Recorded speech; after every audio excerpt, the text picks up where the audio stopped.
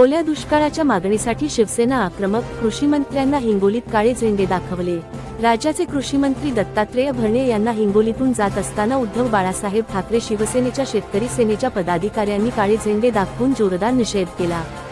जिल्ह्यात मोठ्या प्रमाणात झालेल्या अतिवृष्टीमुळे ओला दुष्काळ जाहीर करण्याच्या मागणीसाठी शिवसेनेने हे आंदोलन केले। कृषीमंत्री भरणे वाशिमवरून हिंगोली मार्गे नांदेडला जात असताना स्थानिक पोलीस शिवसेनेचे पदाधिकारी वसीम देशमुख यांच्या मागावर होते। मात्र पोलिसांनी केलेल्या तपासणीला चकमा देत देशमुख यांनी गनिमी काव्याने अचानक समोर येत कृषीमंत्र्यांच्या ताफ्याला काळे झेंडे दाखवले। यामुळे काही काळ तणावाचे वातावरण निर्माण झाले होते। यावेळी बोलताना वसीम देशमुख यांनी सरकारवर जोरदार टीका केली। ते म्हणाले, शेतकरी अतिवृष्टीमुळे पूर्णपणे उद्ध्वस्त झाला आहे, तरीही सरकार ओला दुष्काळ जाहीर करत नाहीये। यापुढे नुसते झेंडे दाखवून चालणार नाही, तर दंडुके काढू।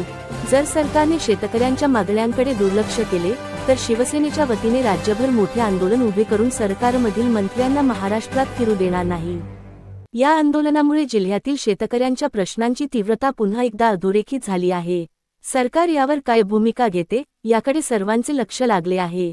MDTV मराठी न्यूज राजू गवळी, हिंगोली।